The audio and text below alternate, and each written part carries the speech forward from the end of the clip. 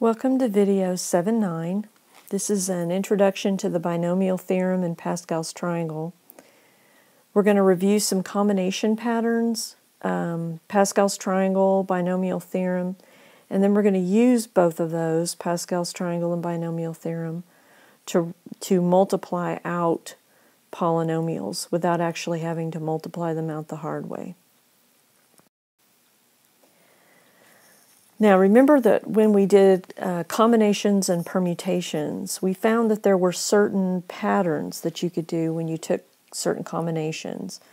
Remember that the combination formula is n factorial over r factorial n minus r factorial. So if I take two objects 0 at a time, I would have 2 factorial over 0 factorial, 2 factorial, and that would equal 1. So if I had the combination of 3 objects taken 0 at a time, that's also going to equal 1.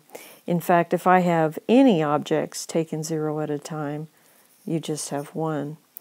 Likewise, if I had over here, if I have the combination of 2 objects taken 2 at a time, that looks very similar, doesn't it? It's like 2 factorial over 2 factorial, that's 1.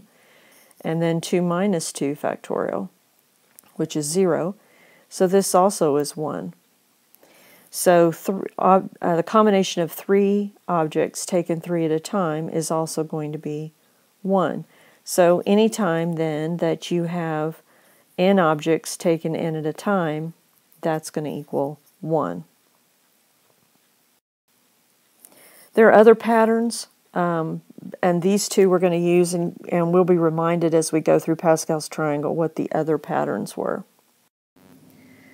This is Pascal's triangle. You'll recognize the patterns of Pascal's triangle. We've talked about this before. You begin with a 1. The next is just 1 and 1. You'll notice that it begins, each row begins with a 1 and ends with a 1.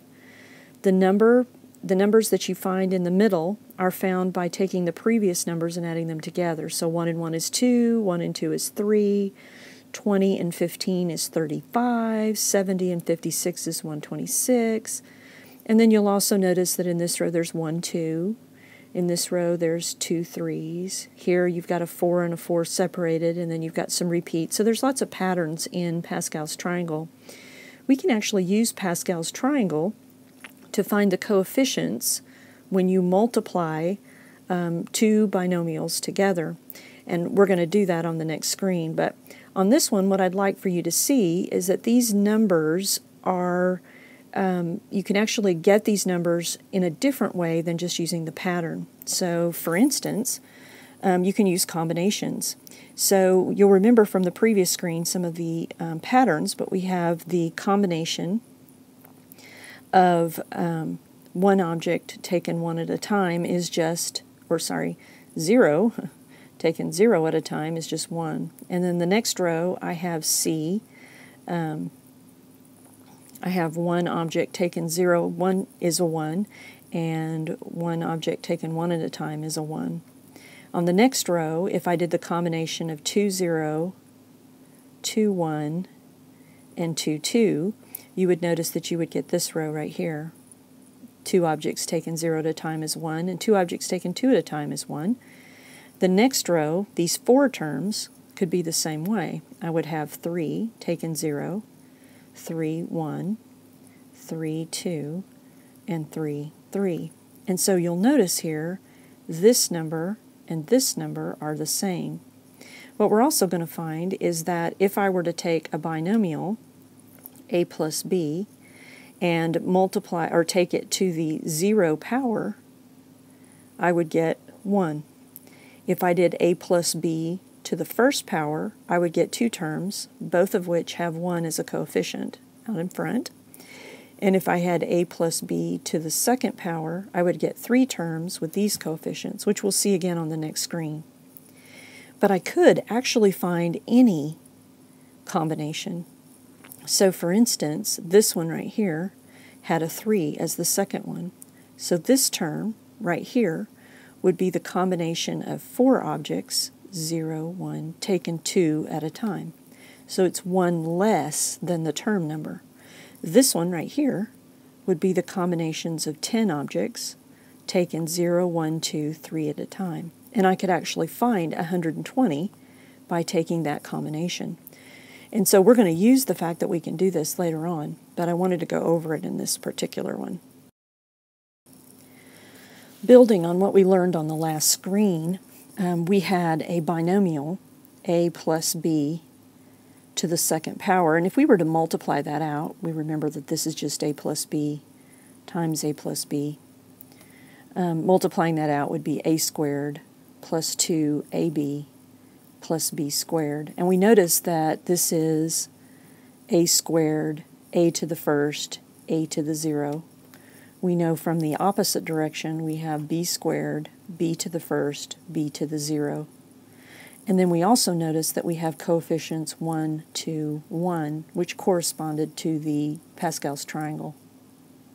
So if we wanted to multiply a plus b to the third power, which would be a plus b times a squared plus 2ab plus b squared, right? Or a plus b times a plus b times a plus b times a plus b times a plus b, right? Then we would end up with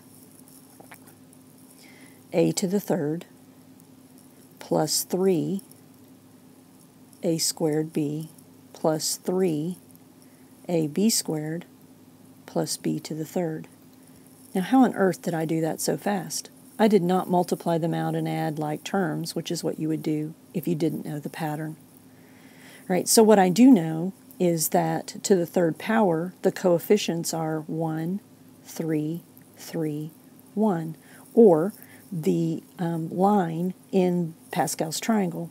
So this to the third power has 4 terms. It has 4 terms. And further, we went from a to the third, a to the third, a to the second, a to the first, a to the 0. And a was on the left side. Over here, we do b to the third, b squared, b to the first, and b to the 0. Now, this is a plus, so all of these are plus in between, and I can write any. I could do a plus b to the fourth power.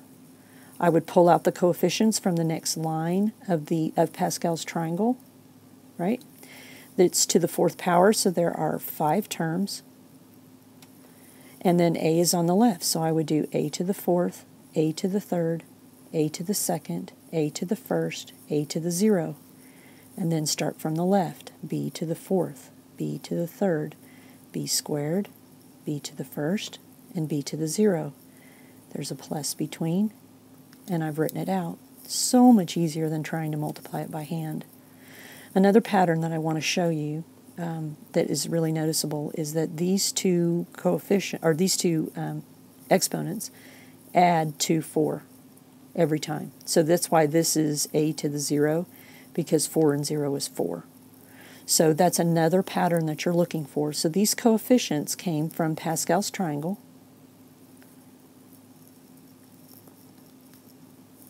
And then the pattern starts, this is from the left, and this is from the right, the A and the B. So we can use these patterns, the binomial theorem, that's what the a to the fourth, a to the third, a squared, that's the binomial theorem, and Pascal's triangle to get the coefficients to write any binomial, and we'll do some examples on the next screens. So let's use the binomial theorem in Pascal's triangle to multiply x plus 3 to the 5th power. So I know I'm going to have 6 terms because this is to the 5th power. I go to Pascal's triangle and I write down the 6 coefficients. It is a plus, so I know there's going to be a plus between them. I'm going to start on the left with x to the 5th, then x to the 4th, then x to the 3rd, x squared, x to the 1st, x to the 0, and stop. Then on the right side, I'm going to start with 3. This is going to be 3 to the 5th, 3 to the 4th, 3 to the 3rd, 3 squared, 3, and then 3 to the 0. This is all plus between them. The last step is to combine like terms and to, do all the multiplications.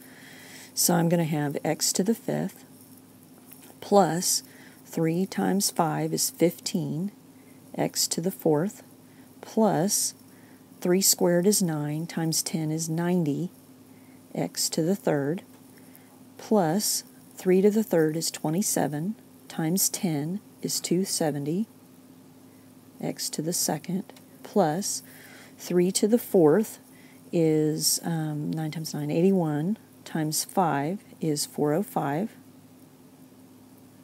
x, and then 3 to the 5th would be 81 times 3, which is 243. And that's the answer. All done. Okay, here is another one, slightly different than the one before. It has a minus in between. It's to the 3rd power. It's going to have 4 terms. When I look at Pascal's triangle, I have 1, 1, 1, 1, 2, 1. That's squared. And this is to the 3rd. So the coefficients are going to be 1, 3, 3, 1. So that's what I'm going to write out. 1, 3, 3, and 1. All right, because this is on the left, I'm going to start here and do x to the 3rd, x squared, x to the 1st, x to the 0. This is on the left, so I'm going to write 3y, and I'm going to put it in parentheses because I'm going to have to cube the 3 as well. And then 3y squared, 3y. So this is a little different, 3y to the 0, so I don't do that. This is a little different than what we've done before. We didn't just have an a or a b, we actually had 2 numbers that we needed to cube or square. All right, so because this is a minus sign in here, what that means is that the signs alternate. The signs alternate. They always start with positive. So this first term is positive, then negative, then positive, then negative. And then the rest is simplifying. So I have x to the 3rd minus 3 times 3 is 9, x squared y, right? And I just write them in alphabetical order, plus 3 squared, right? 3 squared, right here, is 9 times 3, which is 27, x, and then y squared.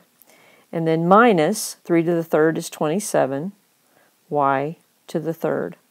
And that's multiplying it out without actually having to multiply it all the way out. The other thing I'd like to point out to you are the powers here. Notice that this started out as to the 3rd. So each one of the powers and each one of the terms has to add up to 3. So in other words, since this is squared, the y term will be to the 1st power. Since this is to the 1st power, even though it's not written there, then y will be squared. So it's always, these powers are always going to add up to 3. For homework, I would like you to use Pascal's triangle and the binomial theorem to write out this following: 2x plus 5y to the 5th power. And bring that ready to go to class, and we'll check it. I'll see you then.